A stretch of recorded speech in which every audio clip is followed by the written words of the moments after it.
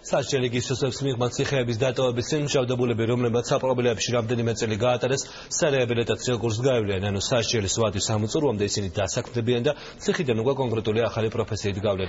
რა შედეგი გამოიყო საქართველოში ალტერნატიულმა სასჯელმა? უკვე 1 წელი გავიდა მას შემდეგ, რაც პატიმრობის ნაცვლად მსუბუქი დანაშაულისათვის გასამართლებულებს საზოგადოებისათვის სასარგებლო შრომას უფარდებენ. თვითონ სასჯელახშულების სამინისტროს იუსტიციის უწყებისა და თბილისის მერიის წარმომადგენლები სწორედ ამ თემაზე მსჯელობენ. ახლა თამარ ტომარაძე ჩაგვერთვება პირდაპირ ეთერში და მოგუყვება თუ რას ნიშნავს ახალი პროექტი სასჯელი გისოსებს მიღმა. ცნობილია, რომ სასჯელახშულების სამინისტრო იწყებს მუშაობას ახალ პროექტზე. პროექტის სახელწოდება არის თავისუფლების აღკვეთა.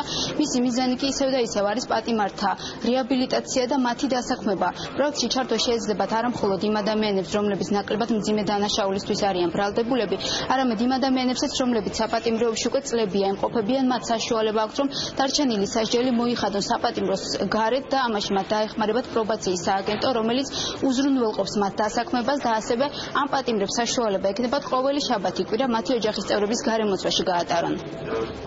ვაპირებთ განვავითაროთ ალტერნატიული სასჯელები საქართველოში, ჩვენ ვაპირებთ დამნერგოთ თავისუფლების შეზღუდვა, ამის შესახებ უკვე კანონში არის შესული ცვლილებები, თავისუფლების შეზღუდვა იქნება კიდევ ერთი ალტერნატიული თავისუფლების აღკვეთის ალტერნატიული სასჯელი საქართველოში, რაც კიდევ უფრო მეტად ხელს შეუწყობს იმას, რომ უფრო მოქნილი მექანიზმი დაინერგოს საქართველოში ალტერნატიული სასჯელებისა.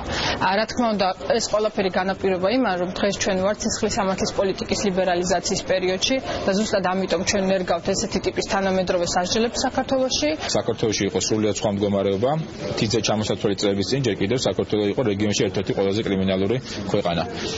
დღეს უკვე საქართველო ევროპაში არის მინიმალური დანაშაულის სტატისტიკის მქონე, ისევე როგორც დედაქალაქი და ითვლება ერთ-ერთ ყველაზე უსაფრთხო დედაქალაქად ევროპაში, რაც გვაძლევს იმის საშუალებას, რომ გამოვიყენოთ სასჯელახშულების დაწესებულებაში თავისუფლების აღკვეთის ალტერნატიული სასჯელები. არაერთხელ მე მისაუბრია და ბოლო ანგარიშიც, რა თქმა უნდა, ერთ-ერთი ადგილი ეთმობა სწორედ ჩემს რეკომენდაციას, სადაც მე მოვუწოდებ ზოგადად როგორც სასამართლოს, ასევე პროკურატურას, რაც შეიძლება უფრო ხშირად გამოიყენონ არასაპატიმრო სანქციები, უშუალოდ რა თქმა უნდა საუბარია სხვადასხვა ალტერნატიულ სასჯელებზე. დღეს შეხვედრაზე აღნიშნეს, რომ საზოგადოებისთვის სასარგებლო შრომის პროექტი არის ძალიან მნიშვნელოვანი და ეს არის ერთ-ერთი ყველაზე წარმატებული პროექტი, რომელიც საქართველოს მასშტაბით ხორციელდება. ოფიციალური სტატისტიკის მიხედვით თავისუფლების აღკვეთის ალტერნატიული პროგრამების ამოქმედების შემდეგ საქართველოში დანაშაულის რაოდენობა საგრძნობლად იყო, რამაც საპატიმროების განტვირთვა გამოიწვია. პრობაციის ეროვნული სააგენტოს მონაცემებით ამ დროისთვის ალტერნატიული სასჯელი უკვე 2000-მდე ადამიანმა მოიხადა. თამარ ტომარაძე საუბრობდა ქრონიკის პირდაპირ ეთერში უკრაინის ხელისუფლებას